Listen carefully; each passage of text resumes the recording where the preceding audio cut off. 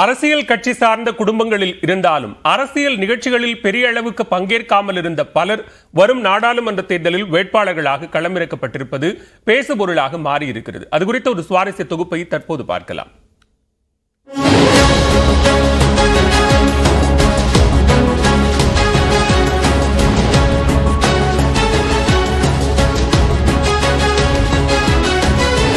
நடிகர் விஜயகாந்த் தேசிய முற்போக்கு திராவிட கழகத்தை தொடங்கிய காலகட்டத்தில் அவருடைய குடும்பத்தில் இருந்த ஒருவரும் அந்த கட்சியில் பொறுப்பாளர்களாக இல்லை. காலப்போக்கில் அவருடைய மைத்துனர் LK சுதீஷ், அவருடைய மனைவி பிரேம்லதா ஆகியோர் அடுத்தடுத்து அந்த கட்சியில் கோலோச்சிய நிலையில் அந்த வரிசையில் கடந்த 2018ஆம் ஆண்டு அடியெடுத்து வைத்தவர்தான் விஜய பிரபாகரன்.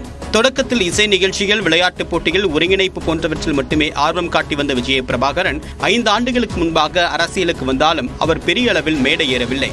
அதே நேரத்தில் கட்சியில் முக்கியமான பொறுப்பு எதுவும் வழங்கப்படவில்லை.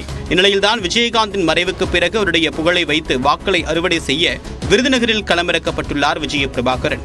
இது கட்சியினரிடையே பெரும் வரவேற்பை பெற்றிருப்பதோடு விருதுநகர் தொகுதிக்கும் நட்சத்திர அந்தஸ்தை கொடுத்திருக்கிறது. அவரை எதிர்த்து பாஜக சார்பில் போட்டியிடக்கூடிய ராதிகா சரத்குமாரும் அவருடைய கணவர் நடத்திய அரசியல் கட்சியில் பெரிய அளவுக்கு ஈடுபாடு காட்டியவர் இல்லை. முன்னணி நடிகையாக வலம் வந்து கொண்டிருந்த 90களில் திமுகவின் மேடைகளில் நட்சத்திர பேச்சாளராக மட்டுமே வலம் வந்து கொண்டிருந்தார் ராதிகா. சரத்குமாரை திருமணம் செய்த பிறகு அதிமுகவில் இணைந்த ராதிகா அங்கும் தன்னுடைய ஆக்ரோஷமான அரசியல் பேச்சுக்களை தொடர்ந்து வந்தார். ஒரு சில ஆண்டுகளிலேயே அதிமுகவில் இருந்து அவரை ஜெயலலிதா நீக்கிய பிறகு பெரிய அளவுக்கு அரசியலில் ஆர்வம் காட்டாமல் தொலைக்காட்சி தொடர்களை தயாரிப்பதில் தீவிரம் காட்டி வந்தார் ராதிகா.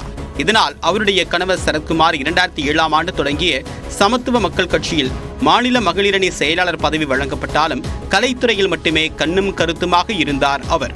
ஆனால் ஜெயலலிதா, கருணாநிதி ஆகிய இருவரின் மறைவுக்கு பிறகு நடைபெற்ற 2021 சட்டமன்ற தேர்தலுக்கு முன்பாக நிகழ்ச்சி ஒன்றில் பேசிய ராதிகா திரைத்துறையில் இருந்து விலகி முழுநேர அரசியலில் ஈடுபட போவதாக அறிவித்தார். அந்த கருத்தை வரவேற்கும் விதமாக சமத்துவ மக்கள் கட்சியின் துணை பொதுச் செயலாளர் பதவியை ராதிகாவுக்கு வழங்கினார் சரத்குமார். தற்போது கட்சியையே பாஜகவில் சரத்குமார் இணைத்துவிட்ட நிலையில் விருதுநகர் தொகுதியில் பாஜக சார்பில் களமிறக்கப்பட்டுள்ளார் ராதிகா சரத்குமார். இதனிடையே அரசியல் குடும்பத்திலிருந்து களமிறக்கப்பட்ட புதிய வேட்பாளராக வலம் வருகிறார் சௌமியா அன்புமணி. ராமதாஸ் நிறுவிய பாட்டாளி மக்கள் கட்சியில் மாநில இளைஞரணி தலைவராக பதவி வைத்த அன்புமணி மத்திய அமைச்சராகவும் இருந்தவர். ஆனால் முன்னாள் மத்திய அமைச்சரின் மனைவி என்பதை தாண்டி சுற்றுச்சூழல் பாதிப்புக்கு எதிரான பசுமை தாயகம் அமைப்பின் தலைவர் என்ற வகையிலேயே தன்னை அதிக முன்னிலைப்படுத்திக் கொண்டவர் சௌமியா அன்புமணி. சுற்றுச்சூழல் பாதிப்புக்கு எதிராக போராட்டங்கள் நடத்துவது, மனு அளிப்பது என்று இருந்து வந்த சௌமியா தற்போது வாக்கு அரசியலில் களமிறக்கப்பட்டிருப்பது பேசு பொருளாக மாறியுள்ளது.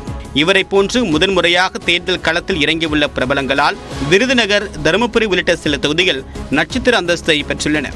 நியூஸ் 18 தமிழ்நாடு தொலைக்காட்சிக்காக பெரிய பத்மநாபன்.